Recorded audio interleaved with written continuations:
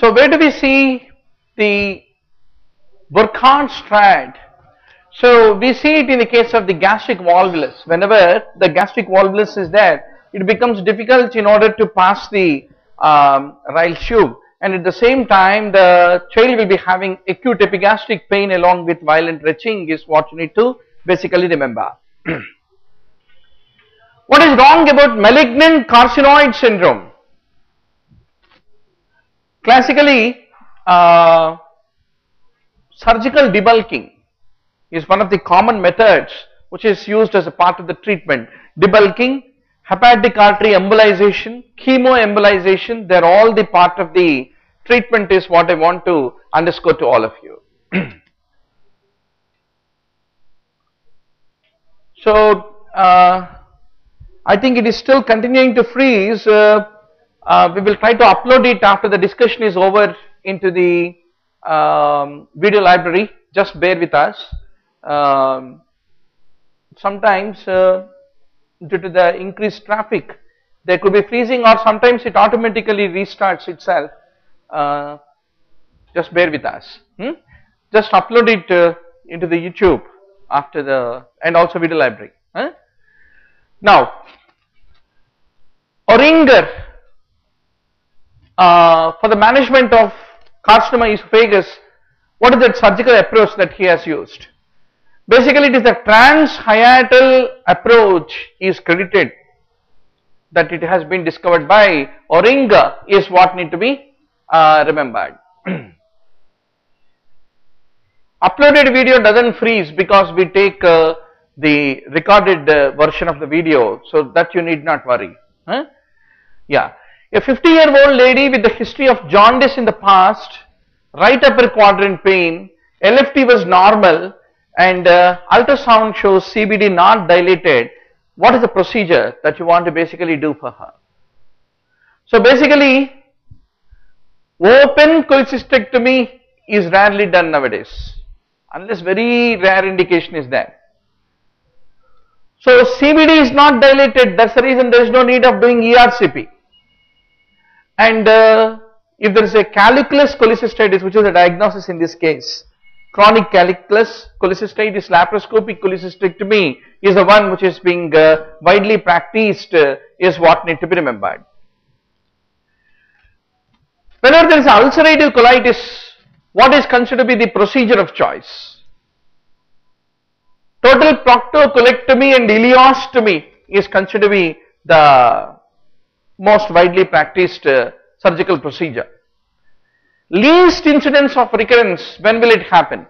Suppose you do truncal vagotomy, you remove electrical connection, anthrectomy, you remove the source of acid.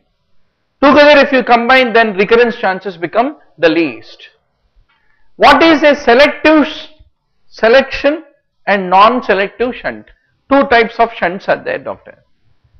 So, non-selective shunts include end-to-side or side-to-side portocable and proximal splenorenal anastomosis, whereas distal splenorenal are basically called selective shunts. And in both scenario, encephalopathy is a complication. Mainly, what is the function of liver? Liver is the one which detoxifies the ammonia. If you do a shunt, which is non-selective shunt, there is a greater chance of the slipping of the ammonia into the blood and leading to the development of the hepatic encephalopathy is what you have to basically remember. Yeah. Now, doctor, arthrodesis if you want to do in the hip in adults. So, what is the way? 30-degree flexion, 0 to 5 degree of adduction and 0 to 15 degree of external rotation is the most optimal position by which the hip arthrodesis is done.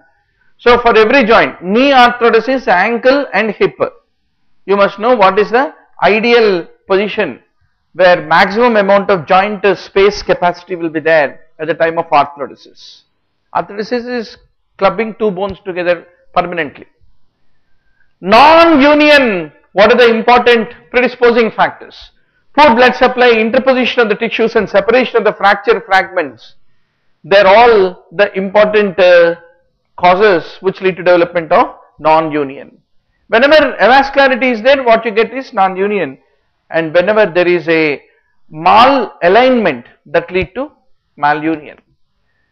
Acute septic arthritis may, what are the various things that you will do? You will do open surgical drainage, arthroscopic drainage and antibiotics for more than 2 weeks, etc., etc.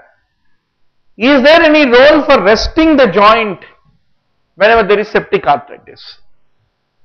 Immobilization initially was supported, but later on they said early mobilization in fact is encouraged, so that at the end of the recovery, the patient's muscle should not lose their tone. So good physiotherapy, early mobilization is the modern way by which the septic arthritis patients are advised to undergo. Giant cell tumor, what is the speciality?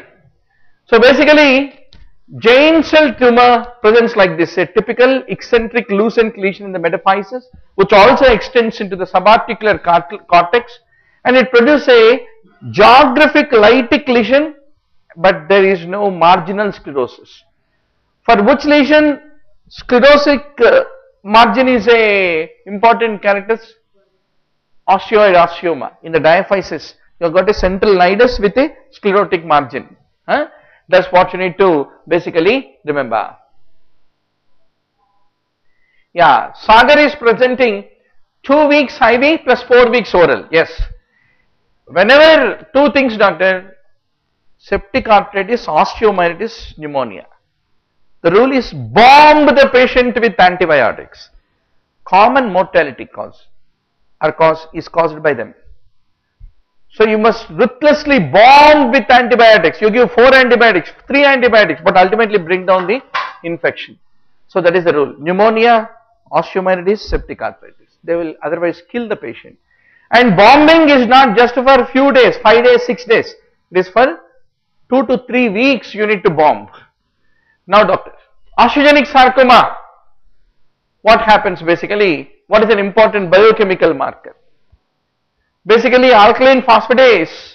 What are the 10 things you close the eyes and talk about osteogenic sarcoma?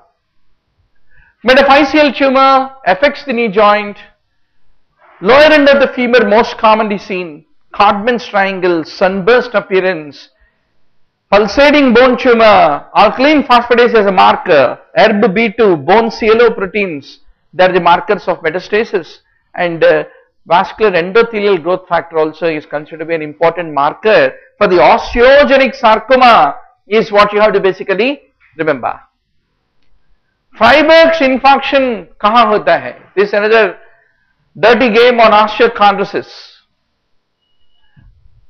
Perthes is femoral head. Osgood-Schlatter is tibial tubercle. Siebert's disease is osteochondritis of calcaneum. Kohler is navicular. Freiberg is metatarsal. Schrumann is vertebrae, etc., etc. You need to be very sure about.